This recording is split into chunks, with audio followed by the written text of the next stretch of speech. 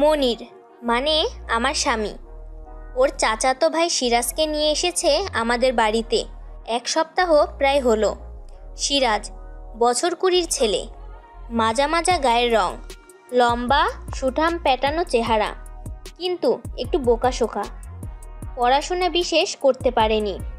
বাপের বিশাল ব্যবসা, তাতে ঢুকে অবশ্য বেশ বুদ্ধির পরিচয় দিছে। সম্পর্কে আমি ওর ভাবি। ভারী ভালো লাগলো আমার ছোট্ট দেওরকে। বয়সে আমার চেয়ে বছর 5-এর ছোট। বেশ লাজুক লাজুক মুখ করে আমার সাথে আলাপ করলো। সারাদিন আমি একাই থাকি, বকর বকর করি ওর সাথে। কয়েকদিনের মধ্যে অল্প বিস্তর ঠাট্টাই আর কি করি। একদিন জিজ্ঞেস করলাম, প্রেম করো নাকি? লজ্জায় মাথা নেড়ে না না বলল। বাড়িতে একাই থাকে, বাবা মার সঙ্গে। দিদি বোন কেউ নেই। বলতে গেলে মেয়েদের সঙ্গে সেভাবে মেশেনি বা তাদের সাহচর্য পায়নি কোনো দিন। আমাকে পেয়ে ও এক নতুন জগৎ পেল। কয়েকদিন পর একদিন বিকেলে ছাদ থেকে জামা কাপড় আনতে গিয়ে দেখি সিরাজ দড়িতে আমার সালোয়ার কামিজের পাশে মেলে দেওয়া ব্রা প্যান্টিটা মন দিয়ে দেখছে। আমার মাথায় দুষ্টু বুদ্ধি চেপে গেল। চুপি চুপি কাছে গিয়ে বললাম, কি দেখছো? এটা দেখোনি কোনো দিন? ও কি বলবে ভেবে পেল না। আমি তখন মজা পেয়ে গেছি। জামা কাপড় তুলে সিঁড়ি দিয়ে নামতে নামতে আমার লাল টুকটুকে লেস দেওয়া প্যান্টিটা ওর সামনে মেলে ধরে বললাম, ছেলেরা যেমন জাঙ্গিয়া পরে, মেয়েরাও তেমনই এটা পরে। একে প্যান্টি বলে, তুমি জানতে না? জানতাম, তবে দেখিনি কোনো দিন। ও তাই বুঝি? ভাবির প্যান্টি দেখা হচ্ছিল। বড় মেয়েরা সবাই এটা পরে। তুমি যেমন জাঙ্গিয়া পরো তেমনই আমি এটা পরি। আমি তো সবসময় জাঙ্গিয়া পরি না, কেবল খেলার সময় বা বাইরে গেলে পরি। তুমি সর্বদা পরো? আমি তো শুনে ছেলেটা বলে কি, এত বড় দামড়া ছেলে জাঙ্গিয়া না পরে থাকে? অবাক হয়ে বললাম, সে কি গো, আমি তো সবসময়ই পরি, এখনও পরে আছি। তার মানে তুমি যখন পরো না তখন তোমার ওটা প্যান্টের তলায় লটপট করে ঝোলে আর দোলে। বলে ওর দিকে আর চোখে চেয়ে নিজের ঠোঁটটা কামড়ে ওকে চোখ মারতেই ওর যা অবস্থা হলো বলার নয়। কোনো রকমে দৌড়ে নিজের ঘরে চলে গেল, আর আমিও মুচকি হেসে নিজের কাজ করতে চলে গেলাম। মনির সন্ধ্যাবেলা ফিরে এলো।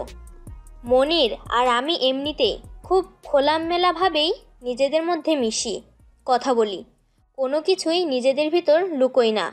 রাতে বিছানায় শুয়ে ওকে জড়িয়ে ধরে আমার এই কাহিনীটা বলতেই ও হেসে কুটপাটি। ও টাবু, তুমি না সত্যি পারো বটে। বেচারাকে প্রথমেই যা দিয়েছ, ওর হজম করতে সময় লাগবে। ও এমনিতেই একটু বোকাশোকা। কিন্তু তুমি ভাবো, এত বড় দামড়া ছেলে প্যান্টের তলায় কিছু পরে না। মনির আরও এক ধাপ বাড়িয়ে বলল, ভালোই তো, তোমার সঙ্গে কথা বলে ওর ওইটা খাড়া হচ্ছে কি না নিজেই দেখতে পারবে। শুনে আমার সারা শরীর শিরশির করে উঠল। এই ব্যাপারটা আমি সেভাবে ভাবিনি। এই মনির, তোমার কি মনে হয় আমায় দেখে? আমার সঙ্গে কথা বলে ওর হিট ওঠে? আমি কি করে জানবো? কাল তুমি নিজেই পরখ করে দেখো। তোমার হিংসে হচ্ছে? হিংসে কেন? আমার তো ভেবে ভালো লাগছে যে আমার সুন্দরী সেক্সি বউকে দেখে কারো হিট উঠে যাচ্ছে। তবে আমার একটাই শর্ত, তুমি ওকে কবজা করলে আমরা দাদা ভাই মিলে দুজনে একসঙ্গে তোমায় খাবো। ইস, কি শখ! মনিরকে মুখে এ কথা বললাম বটে, কিন্তু আমার মনের মধ্যে এটা ঢুকে গেল যে যদি সিরাজকে আমার বশে আনতে পারি তাহলে মনিরও তার সঙ্গে যোগ দেবে। একসাথে দুজন পুরুষ আমার শরীরে দাপিয়ে সুখ দিচ্ছে। ভাবতেই আমার শরীরে আগুনের হলকা বয়ে গেল। পরদিন সকালে যথারীতি নিজের কাজে ব্যস্ত হয়ে পড়লাম। হাজারো কাজের মাঝে সিরাজের দিকে আর আলাদা করে নজর দিতে পারিনি। 9:30 নাগাদ মিলু অফিস চলে গেল, আর আমিও হাতে সামান্য কাজ সেরে ফাঁকা হলাম। 2 কাপ চা বানিয়ে পাশাপাশি সোফায় বসে খেতে খেতে ওর সঙ্গে এটা সেটা কথা বলতে বলতে হঠাৎ বলে উঠলাম, এ মা, তোমাকে চায়ের সঙ্গে কিছু দেওয়া হলো না, খাবে কিছু? না না, আর কি খাবো, সকালের জলখাবার এখনও হজম হয়নি। ও ঠিক আছে, তবে তুমি অন্য জিনিসও খেতে পারো ইচ্ছে হলে। কি জিনিস সেটা তুমি ভেবে বলো। সবই কি আমি বলবো নাকি? বলতে বলতে ওর ঘাড়ে আমার হাতটা রাখলাম। স্লিভলেস সালোয়ারের ফাঁক দিয়ে আমার পরিষ্কার চকচকে বগলটা যাতে ভালোভাবে দেখা যায় সেজন্য হাতটা কিছুটা তুলেই রাখলাম।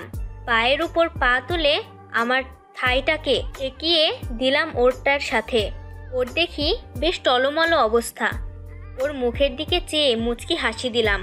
ওকে আরেকটু টেনে নিলাম নিজের দিকে, যাতে আমার চুচিটা ওর শরীরের সাথে ভালোভাবে ঠেকে যায়।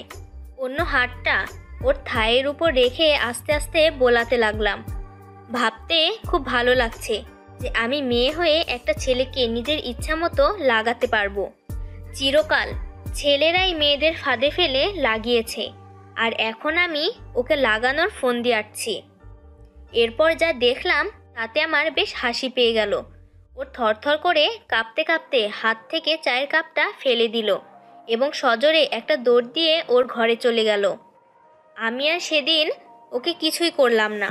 মনে মনে ভাবলাম আজ অনেক হয়েছে, বেচারা অনেক ভয় পেয়েছে। বন্ধুরা, কেমন লাগছে আজকের গল্প কমেন্টে জানাতে ভুলবেন না কিন্তু। সেদিন রাতে মনিরকে সব খুলে বললাম। ও শুনে হাসতে লাগলো। আমরা দুজনে হাসতে হাসতে পাগল প্রায়। হঠাৎ মনির বলে উঠল, আজ তোমাকে কোলে নিয়ে লাগাবো। আমিও সায় দিলাম। নিজের প্রিয় স্বামীর থেকে এর চেয়ে ভালো উপহার আর কি হতে পারে। সেই রাতে ও আমাকে আমার জীবনের সেরা সুখ দিল। এরপর আমরা দুজনে ঘুমিয়ে পড়লাম। পরের দিন সকালে যথারীতি মনির অফিসে চলে গেল। সকালে খাওয়া দাওয়া সেরে আমি সিরাজকে বললাম, সিরাজ, আমার সাথে একটু ছাদে আসো তো, কাজ আছে। আমাদের ছাদে কয়েকটা ফুলের গাছ আছে টবে।